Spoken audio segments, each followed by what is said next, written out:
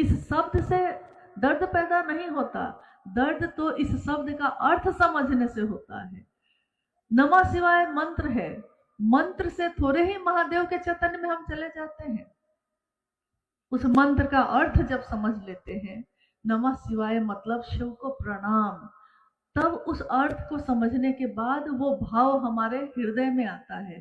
तो जिस दिन हम ये अर्थ समझ लेते हैं कि साहब ने आओ चले शिव की ओर क्यों कहा, और आओ चले शिव की ओर ये पंक्ति बोलते समय उस समय उनके मन का भाव क्या रहा, तब हम इस शब्द का, इस वाक्य का अर्थ समझ सकेंगे, उसके भाव को समझ सकेंगे।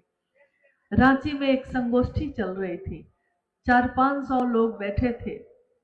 एक जगह वहां हॉल है, एक बांग्ला स्कूल का हॉल, उसी में आज से लगभग 6-7 साल पहले की ये घटना है, 7 साल हो ही गया। और संगोष्ठी का समापन हुआ, साहब उठ के खड़े हुए। जब वो सीढ़ी की तरफ बढ़ने लगे कि कोई साहब जैसी टोपी पहनते तो पता चलता कि अमुक जगह पे अमुक गुरु भाई ने भी वैसी टोपी पहन के ही जाना शुरू कर दिया है। साहब के गले में दिक्कत थी, इसलिए वो मंच पे पानी पीना पड़ता था उनको, क्योंकि गला सूख जाता था। लेकिन लोगों ने मंच पे पानी पीना भी शुरू कर दिया। कोई उनके जैसा कुर्ता पजामा पहनने लगे, कोई उनकी तरफ बैठने लगे।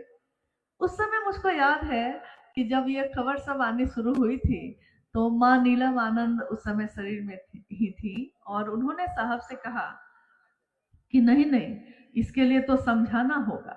और साहब ने उस दिन हॉल में शाम की चर्चा में कहा कि मेरी जैसी टोपी पहन लेगा कोई मेरे जैसा कुर्ता पजामा भी पहन लेगा, कोई मेरी तरह बैठना और चलना भी सीख लेगा, कर सकता है ऐसा। लेकिन जो शिव के शिष्यता की आग मेरे दिल में जल रही है, वैसी नियत कहां से लाइएगा?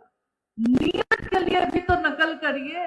अरे इन चीजों में कोई मजा नहीं है। टोपी पहनने में क्या मजा, उनकी तरफ बैठने चलने में क्या मजा? मजा तो तब है जब नियत की नकल कर लीजिए, और उससे हमारा आपका जीवन बदल सकता है, सब कुछ बदल सकता है। क्योंकि जब नियत बदलती है तो उस पे काम करने का तरीका बदल जाता है, उसके परिणाम, उसका रिजल्ट बदल जाता है।